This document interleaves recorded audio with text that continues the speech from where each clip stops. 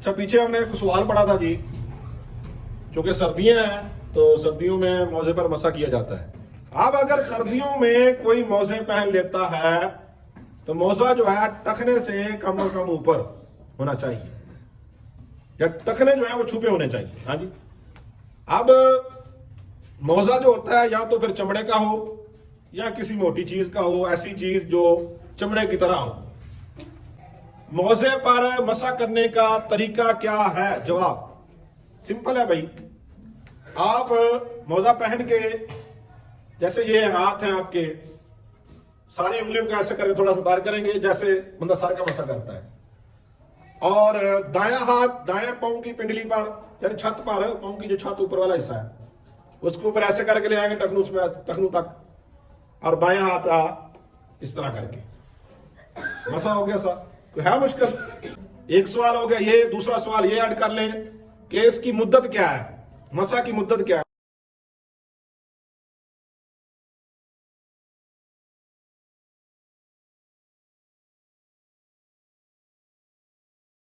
जी बिस्मिल्लाहिर्रहमानिर्रहीम। कैसे हैं अभी सारे? ठीक हो?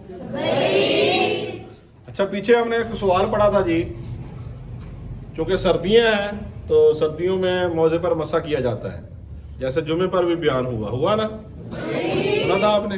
अच्छा, तो मोजा जो होता है, एक तो इतना होना चाहिए कि कम से कम आपके टखने जो होते हैं ना, टखने समझते हैं आप? गिट्टे छुप जाएं। तनौली साहब, टखनों समेत वुजू में पाँव का धोना क्या है? चुप कर यार एक मिनट, तनौली बैठा थी परेशान। हाँ जी, तनौली परेशान सी। वुजू में टखनों समेत वुजू का चौथा फर्ज कौन सा है जी?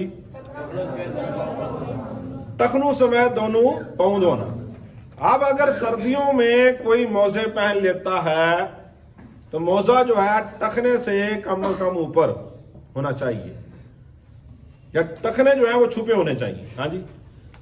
अब मोजा जो होता है या तो फिर चमड़े का हो या किसी मोटी चीज का हो, ऐसी चीज जो चमड़े की तरह हो, और जिसके अंदर पानी का अगर एक कतरा भी गिरे तो सरायत ना करे, नीचे तक ना जाए, तो ना जाए तो ऐसे मोजे पहनना क्या होता है जी? जायज। जुराबों पर मसा करना जायज नहीं है। एक पहन ले जाता है, दो पहन ले, जुराबों पर मसा है ही नहीं। समझ आई कि नहीं? इसमें कुछ लोग करते हैं इख्तलाफ, कहते हैं जायज है। तो भाई जब जुराबों पे मसा जायज है फिर धो लेना बेहतर है ना। क्यों? कि जब जुराबों पे मसा करेंगे, ये जो आपने पहनी हुई है अभी, तो आप ऐसे करके मसा करेंगे तो पानी जो है आपके पाँव के लग नहीं जाएगा, कतरा जो गिरेगा ऊपर नीचे महसूस होगा कि नहीं होगा? तो जब पानी पाँव को लग जाए तो फिर मसा जो है टूट जाता है आपका। हाँ जी, वुजू टूट जाता है। समझ लें, मोजा जो होता है इसलिए है, अगर पानी पाँव को लग गया ना, या मिसाल के तौर पर आप कहीं जा रहे थे, पानी के बीच में से गुजर गए, अगर पाँव को पानी लग गया, आपका मसा खत्म हो गया, वुजू भी गया। हाँ जी। मसा करना, चाहे वुजू करने से पहले आप पाँव धो के पहन ले मोजे, तब भी जायज। चाहे आपने चेहरा भी धो लिया, बाजू भी धो लिए, सर का मसा भी कर लिया, ये तीनों काम करने के बाद पाँव धो लिए, फिर आपने मोजे पहन लिए, तब भी ठीक है। अगर वुजू करने से पहले, यानी सिर्फ आपने पाँव धो के मोजे चढ़ा लिए, तब भी क्या है जी? बाकी बाद में वुजू कर ले तब भी जायज है, ठीक है। तो इसकी जो टाइम टेबल है क्या है जी मुकीम के लिए? दोधी साहब क्या है? आप जाएं अपना काम करें जो आपके जिम्मे लगाया हुआ मैंने, बंदे चले जाएं जो भी इसके साथ है जी। कोई और बता दे जी। जी कारी साहब, कारी अलजान साहब आप बताएं, कारी अलजान साहब आप बताएं। हाँ, किसके लिए एक दिन? मुकीम के लिए। और मुसाफिर हो तो ऊंचा बोलो बस। कारी साहब आपने तुक्का लगाया, वैसे सही बात बता रहा हूं आपने।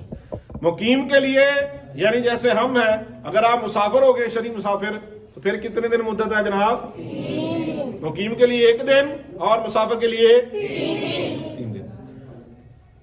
मोजा पहन लिया। अब जब आपका वुजू टूटे, यानी सुबह पहना या दोपहर को पहन लिया जोहर के टाइम वुजू करके, अब आपका वुजू टूटा है अगले दिन की जोहर के टाइम, तो आपका टाइम टेबल जो अगले दिन जब वुजू टूटा है ना, वहां से शुरू होगा।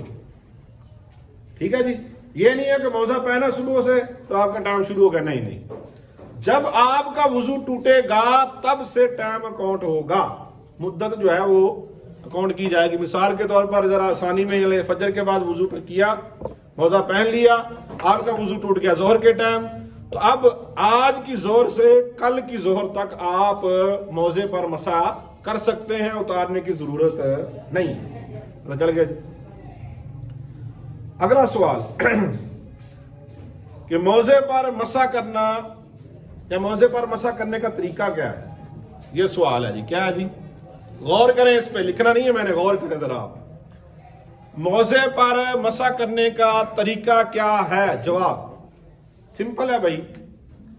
آپ موزہ پہن کے, جیسے یہ ہاتھ ہیں آپ کے, ساری انگلیوں کو ایسا کر کے تھوڑا سا تار کریں گے جیسے بندہ سر کا مسح کرتا ہے, اور دایاں ہاتھ دائیں پاؤں کی پنڈلی پر, یعنی چھت پر, پاؤں کی جو چھت اوپر والا حصہ ہے اس کے اوپر ایسے کر کے لے آئیں گے ٹخنوں تک, اور بایاں ہاتھ اس طرح کر کے مسح ہو گیا. سر کوئی ہے مشکل؟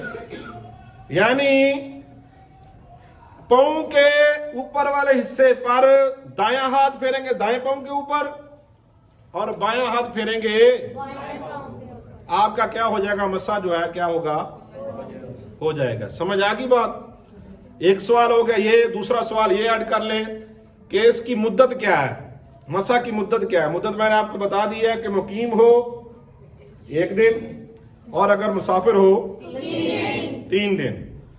یعنی دن سے مراد یہ ہے کہ دن اور رات ملا کے, ہاں جی, مسافر ہو تو 3 دن اور 3 راتیں, اور اگر ہے مقیم تو 1 دن اور 1 رات. یعنی زور کو ٹائم آپ نے موزہ پہنا تو 1 دن, اگلے دن کی اس ٹائم تک آپ کا جب وضو ٹوٹے گا وہ ٹائم جو ہے نوٹ ہوگا. سمجھ آ گئی بات؟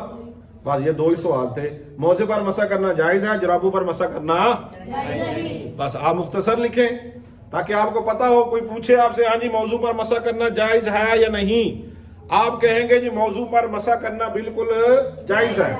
آپ سے کوئی پوچھے جرابوں پر مسح کر سکتے ہیں یا نہیں, آپ کہیں گے نہیں کر سکتے. کوئی وجہ پوچھ لیتا ہے کیوں نہیں کر سکتے, تو آپ بتائیں گے چونکہ جرابوں پر پانی جو ہے اگر ایک بھی قطرہ گر جائے تو اندر سرایت کر جاتا ہے, پاؤں کی جلد تک پہنچ جاتا ہے. جب پانی پاؤں کی جلد تک پہنچ گیا تو پھر جرابیں پہن کے وضو کرنے کا کیا فائدہ؟ جرابیں اتار دیں پھر دھوئیں اس کو. ہاں جی, چمڑے پہ چونکہ نہیں جاتا پانی اندر, دائیں بائیں ہو جاتا ہے, تو چمڑے والے موزے پر مسح کرنا جائز, اور جرابیں اونی سوتی جو ہوتی ہیں ان پر مسح کرنا جائز نہیں. پتہ چل گیا جی؟ بس یہ آپ کا سبق ہے. چینل کو فالو کریں, سبسکرائب کریں, لائک کریں, آگے شیئر کریں تاکہ کوئی دوسرا مسئلہ بھی اس سے سیکھ سکے. کل ملیں گے نئے سبق میں, تب تک کے لیے اللہ حافظ.